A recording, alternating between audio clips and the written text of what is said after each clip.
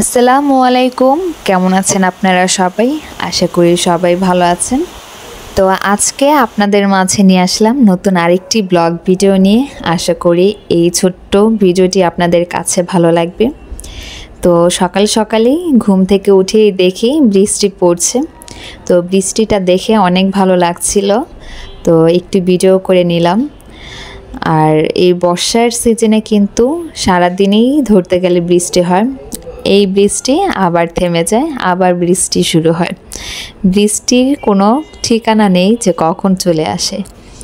আর এর মাঝে কিন্তু আনা একটু অসুস্থ, ওর শরীরটা একটু ভালো না, জ্বর এসেছে।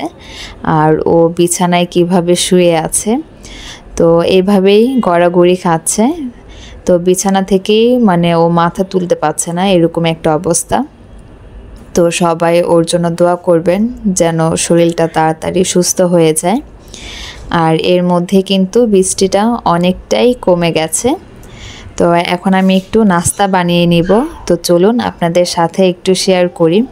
তো বেশি কিছু বানাবো না একলার জন্য, তো এত একটা ঝামেলা করব না।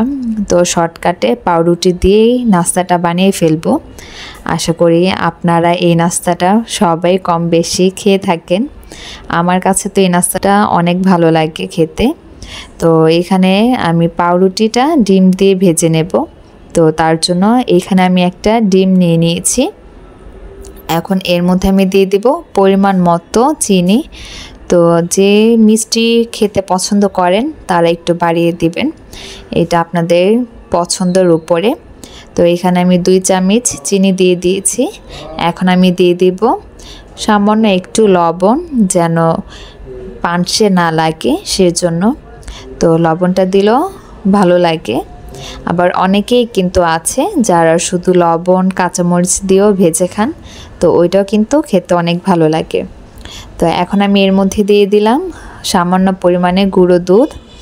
তো এটা দিলে একটু ভালো লাগে আমার কাছে, সেজন্য একটু গুঁড়ো দুধ দিয়ে দিলাম।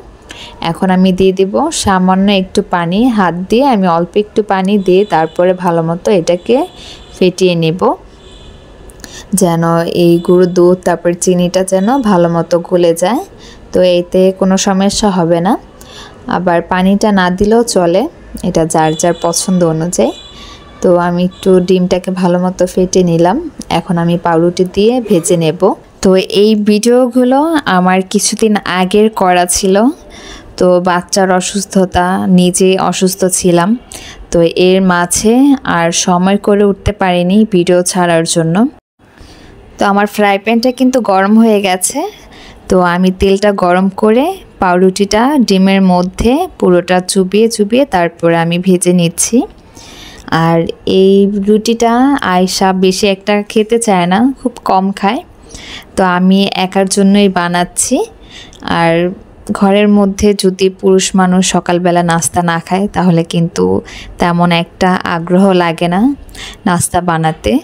তো মাঝে মধ্যে এরকম ঝটপট এভাবেই নাস্তা বানিয়ে ফেলি।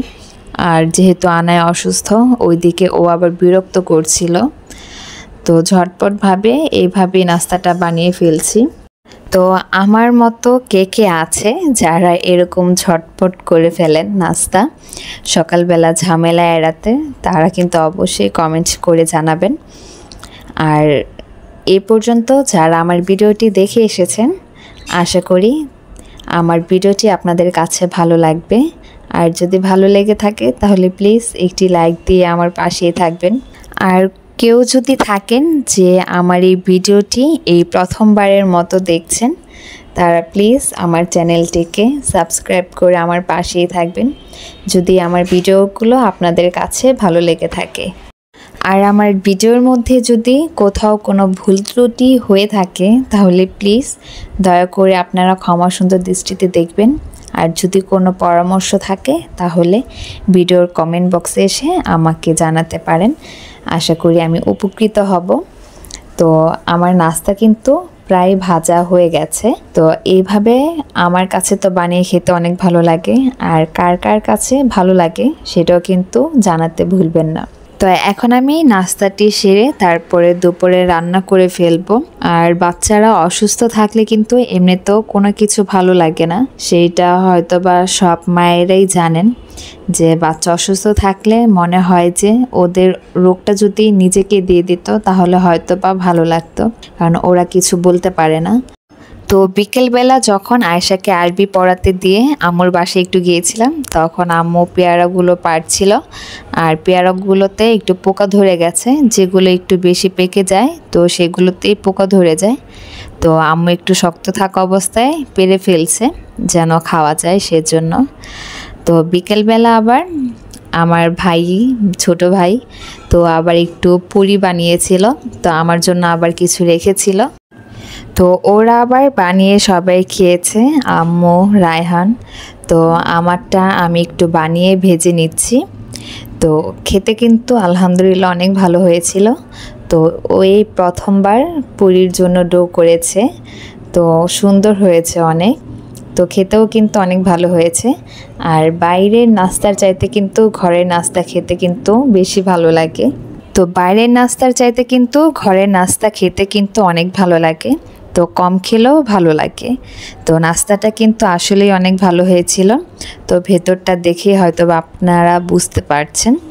তো ভালো মতো সুন্দর করে ফুলেছে, আর আলুগুলো বেশি বেশি হয়েছে। দোকানে কিন্তু এত বেশি আলু দেয় না। আর এই সসটাও কিন্তু ঘরেই তৈরি করা। তো এটাও কিন্তু আমার ছোট ভাই বানিয়েছে, শুনতে একটু অবাক লাগে নিজের কাছে। তো ও ঘরে থাকলে যখন ওর একা একা ভালো লাগে না তখন সেইটা তৈরি করে। তো ভালো লাগে কোনো কিছু তৈরি করলে সেটা টেস্ট করতো। তো সন্ধ্যার দিকেই কিন্তু আবার বৃষ্টি চলে আসছে। তো আকাশটা মেঘলা, এমনিতেও কিন্তু গুড়ি গুড়ি বৃষ্টি হচ্ছিল। তো দেখতে কিন্তু অনেক ভালো লাগছে। আর এই পরিবেশটা তো বলার মতো হয় না। তো এরকম পরিবেশের মধ্যে কিন্তু অনেক ভালো লাগে নিজেকে। তো ঠান্ডা বাতাস ছিল।